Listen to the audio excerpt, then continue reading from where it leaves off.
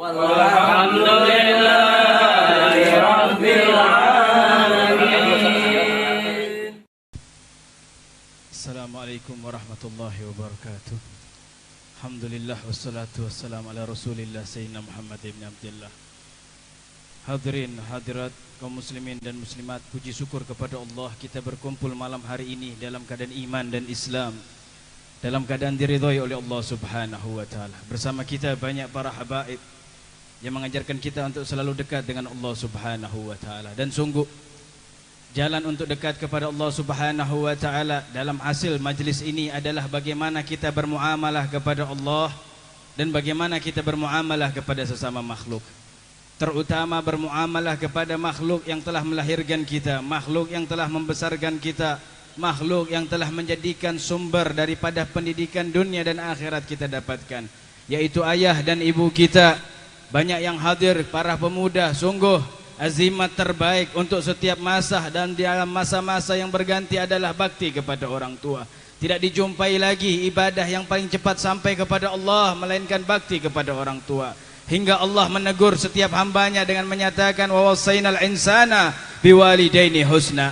Kami wasiatkan kepada umat manusia untuk kepada orang tuanya berbuat baik. Hingga Allah tegaskan wa qadha rabbuka alla ta'buduhu illa iyyah wa bil walidaini ihsana. Dan menjadi ketetapan Allah, menjadi ketentuan Allah untuk tidak menyembah kecuali hanya kepadanya, dan terhadap kedua orang tua berbuat baik. Maka dari itu kita mendapatkan hadis Nabi Muhammad bersabda, ridallah fir ridha walidain wa sakhtullah fi sakhtihima. Ridhonya Allah terletak pada ridhonya orang tua, murkanya Allah terletak kepada murkanya orang tua. Ulama mengajarkan kalau orang tua kita ingin kita masuk surga, surga kita dapatkan. Kalau orang tua kita ingin kita masuk neraka, maka neraka yang didapatkan. Ditegaskan dalam hadis yang lain, Nabi Muhammad bersabda, waladul bar la yadkhulun nar wa waladul aq la yadkhulul jannah.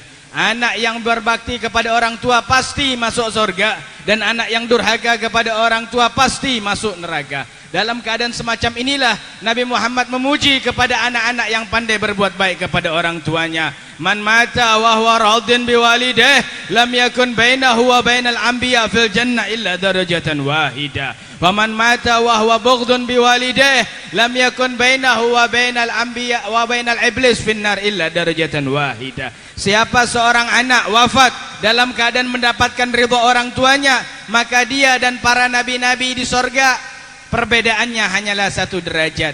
Maka dia menjadi tetangga nabi-nabi yang ada di surganya Allah Subhanahu wa taala. Pun sebaliknya, mereka orang-orang yang wafat dalam keadaan dimurkai oleh orang tuanya, maka dia dan syaitan, dia dan iblis di nerakanya Allah tidak ada perbedaan kecuali hanyalah 1 derajat.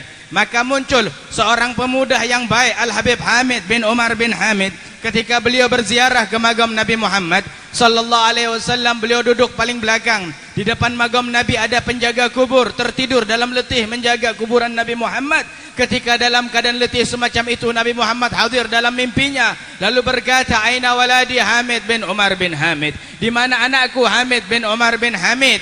Maka terbangun memahami isyarat dari Nabi Muhammad bahwasanya ini adalah perintah Rasul agar Habib Hamid bin Umar bin Hamid datang ke depan memimpin ziarah. Maka beliau menanya di saf depan, siapa yang bernama Hamid bin Umar bin Hamid? Tidak ada yang mengaku. Saf kedua dan ketiga tidak ada. Maka beliau mengangkat suara lalu berkata, man minkum Hamid bin Umar bin Hamid? Siapa di antara kalian yang bernama Hamid bin Umar bin Hamid? Dari belakang mengangkat tangan. Seorang pemuda saleh, seorang pemuda pandai berbakti kepada orang tua.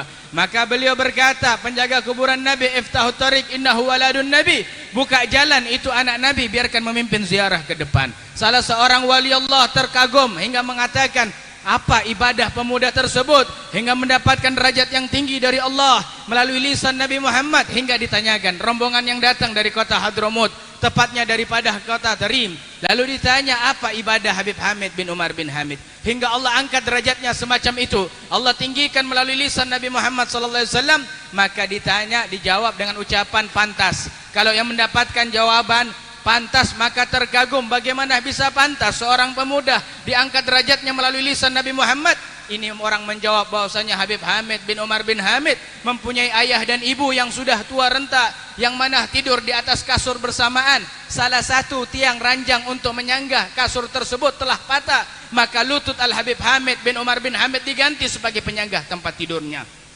Dan beliau itu lakukan dalam keadaan memba'dal isya lamman subuh, dari habis salat isya sampai tiba salat subuh. Hadramut, kota yang panas, Hadramut, kota yang dingin. Jikalau musim panas datang, panas yang luar biasa. Jikalau musim dingin datang, dingin yang luar biasa. Bahkan disebutkan beliau walaupun banyak nyamut yang menggigitnya tidak bergerak, takut gerakannya mengganggu ranjang dan mengganggu tidur orang tuanya. Dan derajat semacam itu didapatkan tidak tanggung-tanggung. Beliau gantikan lututnya untuk penyanggah ranjang tempat tidur orang tuanya tidak kurang selama 22 tahun lamanya. Derajat yang tinggi Allah berikan melalui jalan bakti kepada orang tuanya. Mudah-mudahan kita menjadi orang-orang yang pandai berbakti kepada orang tua, dan mudah-mudahan majlis Hayyun fi Qulubina di bawah asuhan akhinal karim Al Ustaz Ahmad Allah berikan keberkahan. Mudah-mudahan pancaran daripada cahaya majlis ini ditakdirkan kita sebagai waladun barbi walidain. Wassallallahu ala sayyidina Muhammadin wa ala alihi wasallam walhamdulillahirabbil alamin. Wassalamualaikum warahmatullahi wabarakatuh. Waalaikumsalam warahmatullahi wabarakatuh. Jazakallahu Walhamdulillahi rabbil alamin.